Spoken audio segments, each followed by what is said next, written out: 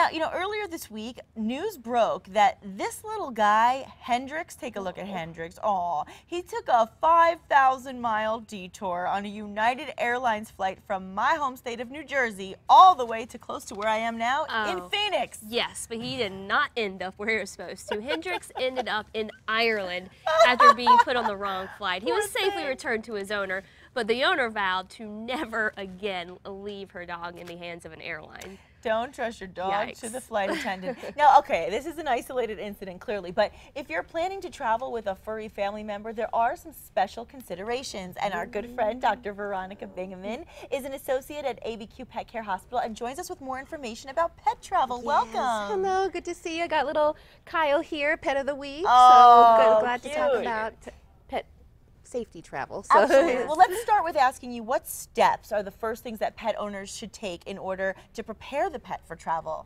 Absolutely. We want them to come in, see their veterinarian, make sure that they're healthy to even travel. Okay. A lot of interstate travel, you need to have a health certificate.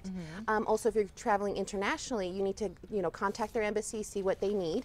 And we want to make sure they're updated on their vaccines and everything. Sure. Right. Well, we saw what a nightmare that was with the other dog on the flying by air. So what do you say between car travel versus air travel, pros and cons? Definitely. Each pet is different, but it's thought that the car travel is a little less stressful. We make more pit stops, they can move around easily, they can go out for some fresh air, have a potty break. So car travel tends to be more stress-free, whereas air travel tends to be more stressful just because, one, they're either going to be in the cabin or the cargo bay.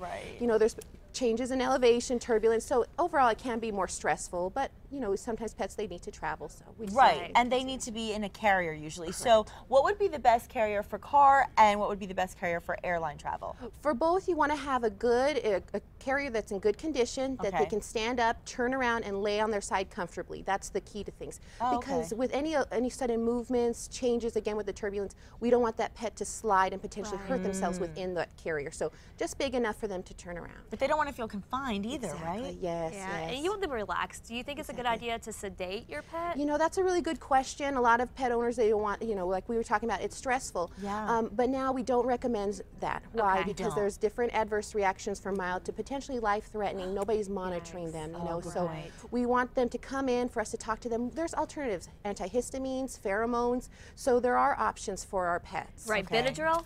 That knocks me out. For sure. Exactly right. Well, obviously Hendrix landed in Ireland, and it was very important that he had identification. So what's the most effective identification for pets when they travel? Absolutely, that's going to help a lot. One, a collar with an ID tag, first and foremost, a microchip that's registered.